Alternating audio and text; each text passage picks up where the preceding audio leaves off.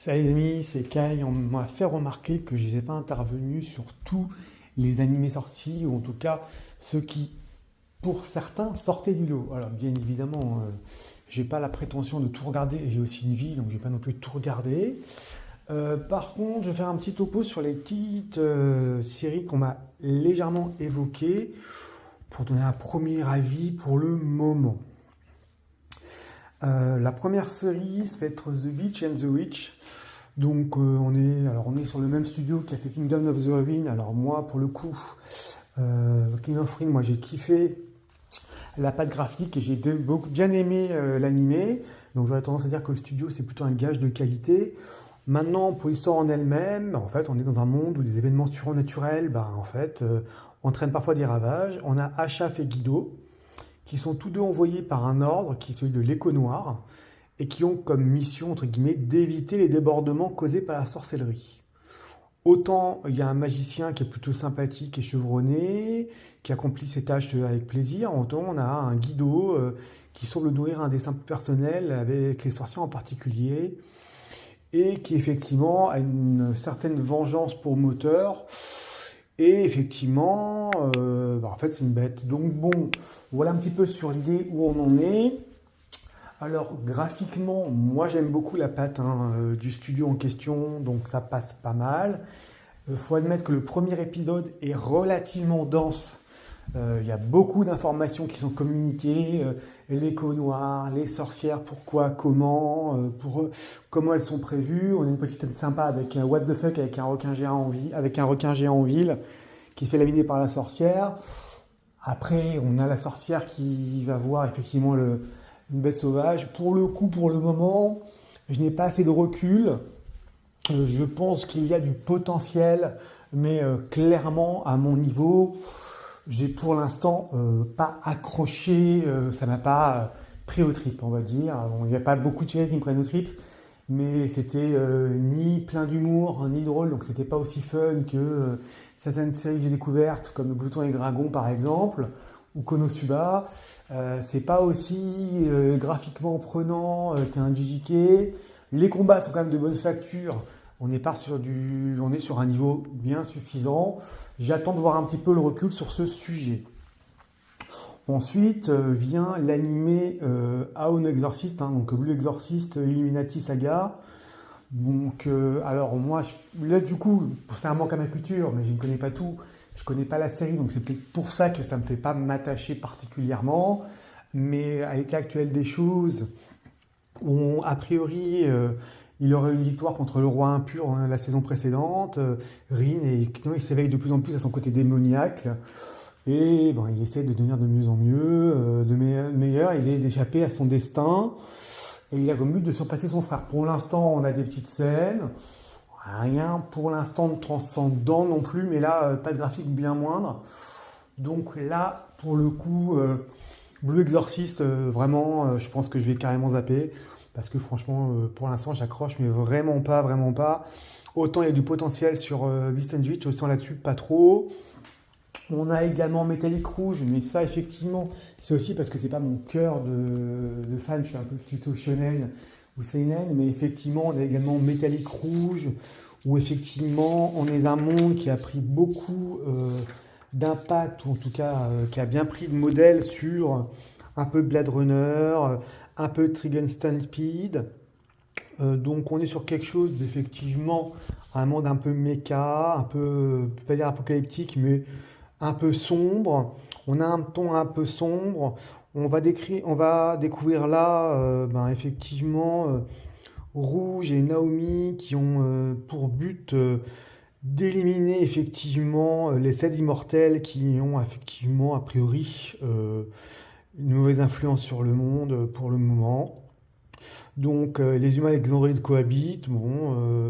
Par contre, bien sûr, tout n'est pas nickel et pas parfait. Il y a un peu de discrimination, il y a un peu de traitement bizarre. Les androïdes ont besoin d'un certain carburant qui doivent s'injecter, une sorte de drogue. Sinon, ils meurent s'ils arrêtent de fonctionner. Cette même drogue qui leur est utile est utilisée par les humains pour leur donner des effets spéciaux. On est sur la bonne méca. Donc, il y a des beaux combats de méca avec des transformations. On a effectivement des belles scènes de fight pour le coup. Graphiquement, c'est plus qu'honnête.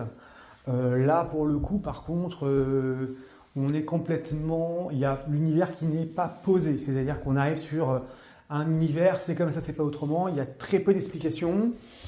Beaucoup de trous, entre guillemets, dans le scénario. Enfin, en tout cas, tout n'a pas été déclaré. Alors, je ne demande pas qu'on balance tout dès le premier épisode.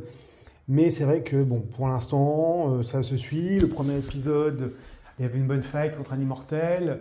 Le deuxième épisode, ils sont attaqués par des mercenaires pour le moment, avec une grosse araignée robot. Ça peut être très sympa, mais je pense que pour le coup, c'est pas forcément moi qui rentre dans le public, donc je peux difficilement donner un avis totalement objectif sur ce sujet. On a par contre derrière quelques séries qui sortent un petit peu du lot. On a effectivement, notamment, moi je trouve qu'on a Sengoku Yuko, qui effectivement est pas mal. L'histoire d'un sabreur, effectivement, qui décide de prendre la route pour se booster en XP, qui va découvrir Yuko et son jeune frère, donc tous les deux des démons, enfin quelque part, tous les deux des démons, et effectivement, on a la petite sœur qui apprécie effectivement les humains, on a le frère qui les aime pas trop, il y a une transformation qui permet de faire face à ces yokai. Donc on est dans un mode a priori en paix, mais il y a comme des guerres civiles. Bon, on a un petit peu, voilà, on a les frères démons qui décident d'affronter tout ce qui est mécréant, tout ce qui est monstre. Ils vont croiser donc effectivement, un sabreur qui va les suivre. Il va avoir une première rencontre où effectivement, on est sur du très classique avec un bon petit combat avec des mercenaires, un petit peu d'humour. On va effectivement rentrer là-dessus. Pour le coup, moi, ça me plaît un peu plus. Bon, le deuxième épisode, tout n'est pas forcément clair non plus. Hein. Donc, on a effectivement des moines avec des pratiques douteuses. On a de la belle fight. C'est pas sans rappeler Inuyasha, vieille série. On est encore en mode un petit peu road movie, je dirais, quelque part, où ils vont affronter un petit peu des monstres au fil de l'eau. Bon, on a la jeune sœur qui, malgré tout, même si elle aime les humains et et son frère qui l'écoute, elle essaye plusieurs fois le Tokin no Jutsu pour essayer de comprendre ce qui se passe, pourquoi, si on peut éviter de tuer les gens. Donc on a ce côté un petit peu pacifique. On a le frère qui est totalement contraire à cela. On a le petit savoir qui essaie de les suivre pour se développer. Pour l'instant, moi, les premiers épisodes m'ont plu. J'attends de voir un petit peu la suite. Mais là, pour le coup, je pense que je vais un petit peu suivre ça. Parce que je pense on voit du potentiel. Hein. Clairement, on voit du potentiel là-dessus. À voir si ça se confirme ou pas. Donc, pour le moment, c'est celui-ci qui sort du lot. J'ai également, il fallait passer par Mappa. Il fallait également voir Buchigiri.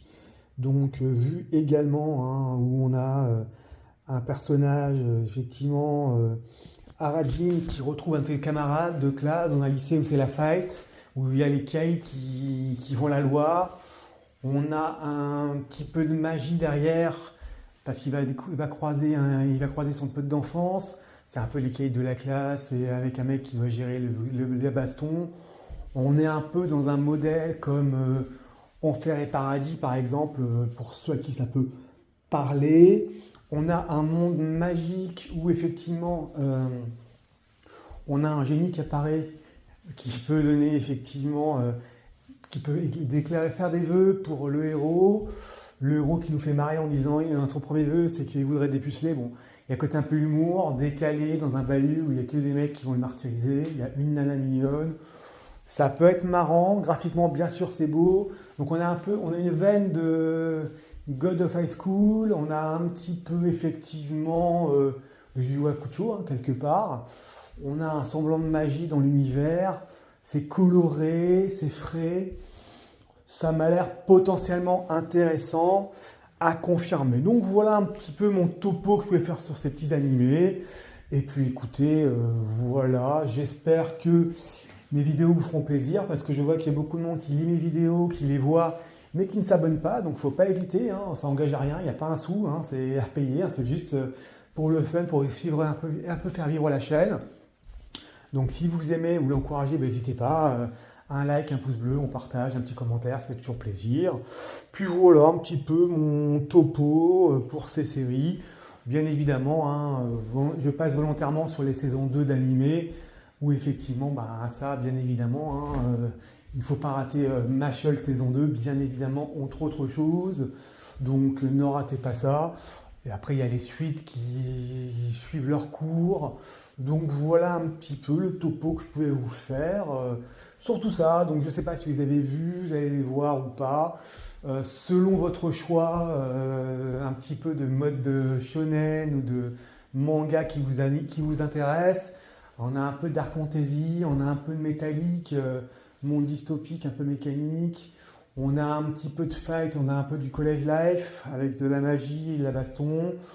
On a un petit shonen assez classique là-dessus. On a un peu de sorcellerie. Bon, pour le coup, chacun fera son choix. Moi, vraisemblablement, je pense que je verrai en fonction. Il n'y aura probablement pas des reviews, mais je vais voir un petit peu au fil de l'eau si ça se confirme ou ça infirme, ou peut-être que j'attendrai que les saisons se terminent pour avoir quelque chose d'un peu plus net pour l'instant. Voilà mon premier avis. Je pensais que c'était bien de voir ça un petit peu à vif. Donc voilà, à bientôt les amis.